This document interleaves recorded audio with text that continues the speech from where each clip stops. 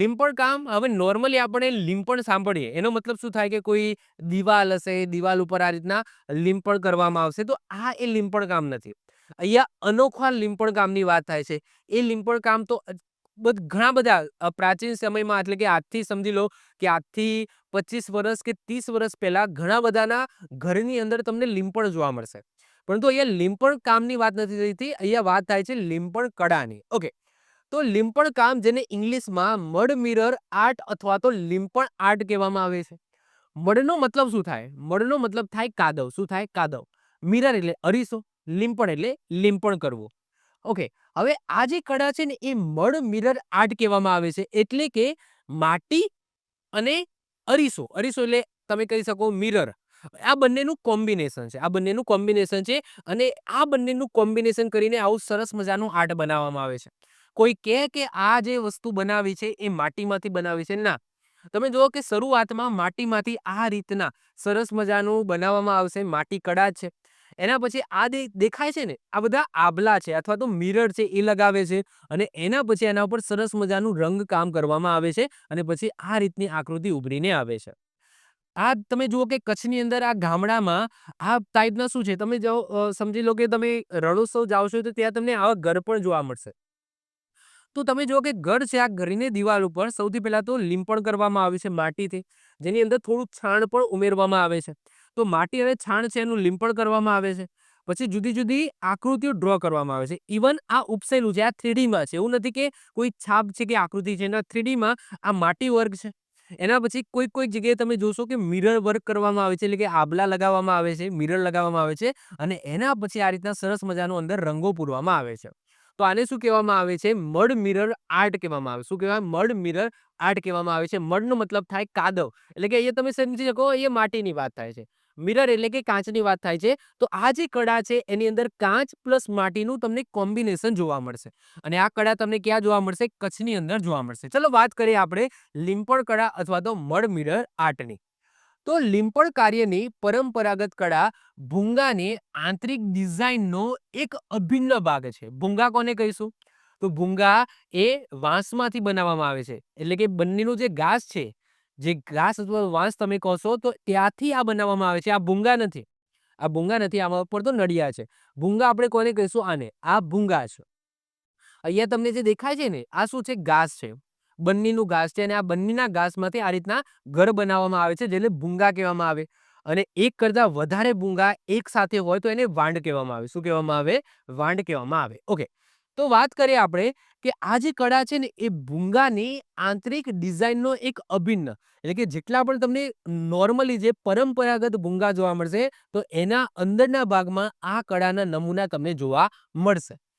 માટી અને અરીસાની કળાને લીંપણ કામ કહેવામાં આવે છે. માટી અને અરીસાની કળાને શું કહેવામાં આવે?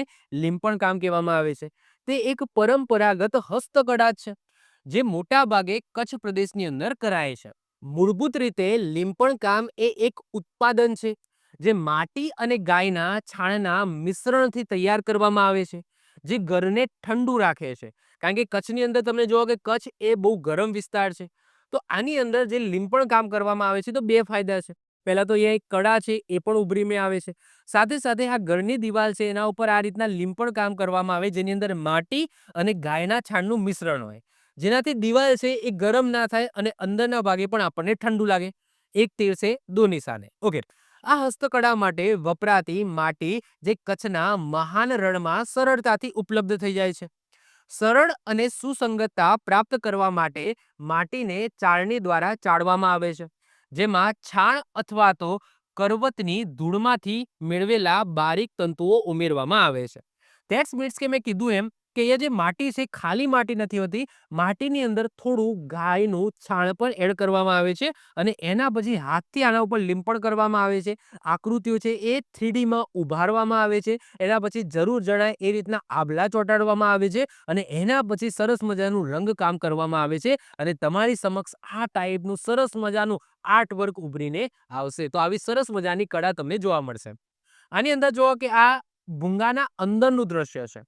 તો અંદરમાં પણ કોઈક લાકડું હોય તો આ લાકડા ઉપર પણ આ ટાઈપની કળા છે એ તમને જોવા મળશે. આ ભૂંગાની અંદરનું ભાગ છે.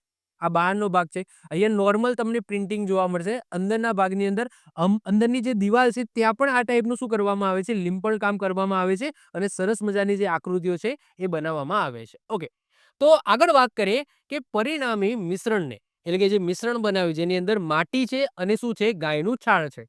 તો પરિણામી મિશ્રણને પછી હથેળીઓના ઉપયોગથી ચલાવવામાં આવે છે, એટલે કે એ સ્વરૂપની અંદર લીંપણ કરતા બધાએ જોયું છે, હાથમાં લઈને પછી હાથથી જે બહેનો છે એ દિવાલ ઉપર આ રીતના લગાવે છે.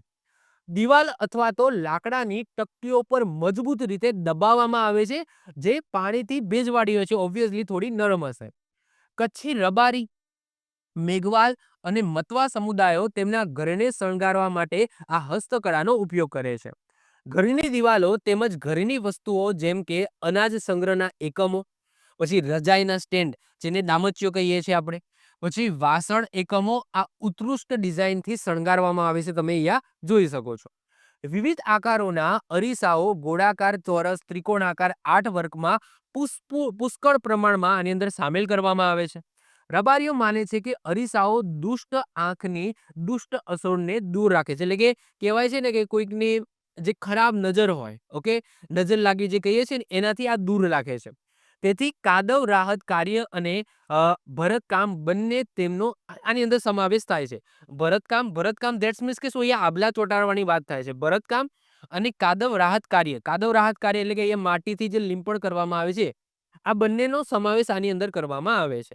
તો આભલા કેમ લગાવવામાં આવે છે, એના પાછળ રબારીઓ એવું માને છે કે જે બુરી નજર છે, એટલે કે જે દુષ્ટ આંખ તમે કહી શકો અથવા તો નજર ના લાગે, એના માટે આભલા લગાવવામાં આવે છે બહારની દિવાલો ઉપર.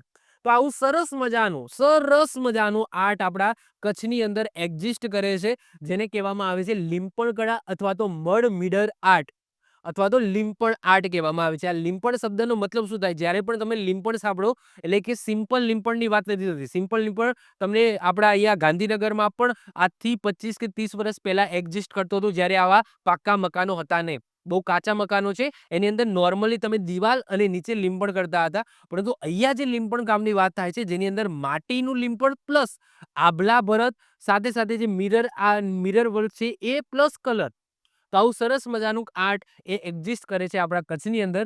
બહુ સરસ છે, યાદ રાખીશું. આવી જ રીતના ઓછા સમયની અંદર મહત્વપૂર્ણ નોલેજ મેળવવા માટે અને મને સપોર્ટ કરવા માટે આજે જ આપણી યુટ્યુબ ચેનલ ટીચિંગ કિશન ક્લિપને સબસ્ક્રાઇબ કરો.